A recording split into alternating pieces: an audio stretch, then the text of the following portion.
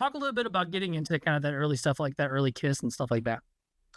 It was the way that a lot of people found their way into Kiss is you're too young to know that they're not superheroes, right? Like yeah, it was my dad's old '70s cards, trading cards from the Love Gun era that I found, in a box full of his stuff. And at the time, I was really into comic books. I still am really into comic books, but it was like my introduction to comic books and music, and all this stuff was sort of coming together at the same time. And like you said, you see Gene with the blood and the wings and the studded bass and everything else, and you're just like, this is the coolest thing in the world. And I became totally obsessed, and it was a good time for it. I was 5 years old when they did the reunion tour, and they were all over TV. They were, the Unplugged was on MTV. Every magazine you went to the store, they were on the cover of everything.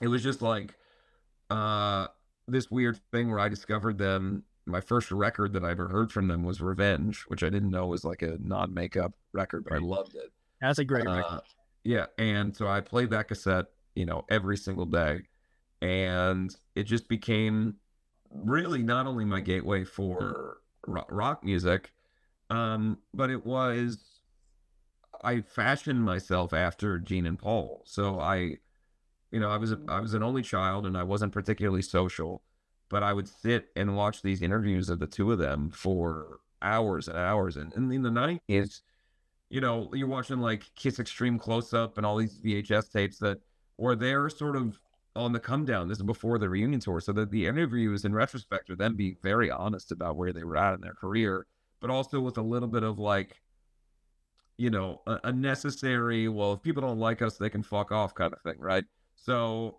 I took all that to heart, and I would credit the two of them for an education, the way in which I viewed music, the way I conduct myself in interviews, the way that the messaging, the ideas of believing in yourself and not listening to other people, and feeling confident in yourself and being willing to fight for your own things you love. All of that was baked in from watching the two of them, and the way that they spoke and the way that they handled their business. And it really, beyond anything else, there's really very few people outside of my own family that I would credit as much in terms of the way in which they influenced me. And so it was really off to the races from there, because then you go, well, what else is there? And you go AC/DC, Aerosmith, the early era Motley Crue, on and on and on and on. And because my dad was into punk rock, he also introduced me to the Misfits and the Damned and Lords of the New Church, and these bands that were very theatrical as well. So it all just sort of was one big giant pie of guys wearing makeup and playing rock and roll songs. Obviously, getting into the Kiss stuff, and then obviously getting into the punk rock stuff. I'm assuming your dad is probably your biggest fan, just seeing you continue to do this. I don't think that there's anyone who is a bigger fan of Black Veil Brides in general than my dad. Both of my parents are incredibly supportive, but my dad um, sends me a selfie in a Black Veil Bride shirt nearly every day. It's either him at the ballpark in a Reds jersey of a different kind, or a Black Veil Bride shirt. I grew up, because I'm an only child. I had a really close relationship with the two of them, and I learned so much from the two of them, and particularly when I was really young. My mom was showing me Bruce Springsteen and, Cat Stevens, and my dad was showing me, like I said, Kiss and Aerosmith and whatever else.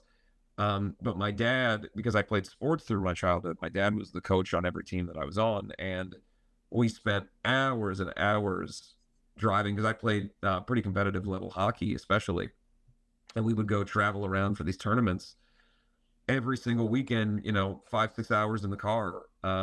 And, first of all, I don't know, for me to be a kid from not a wealthy family, to decide that hockey was the sport I was going to play growing up in Cincinnati, where there wasn't really a hub for it. The fact that they dedicated so much time and money and resources that we didn't even have to allowing me to do this, meant that, we always spent so much time working on my craft. And if we were going to do it, I was going to be good. So I was practicing every day. And it all kind of came together where he went from being my coach to eventually, when I stopped playing hockey, he was the tour manager. And then he was the guy driving the merchandise in the separate car because we were touring in two cars because couldn't afford a van or whatever.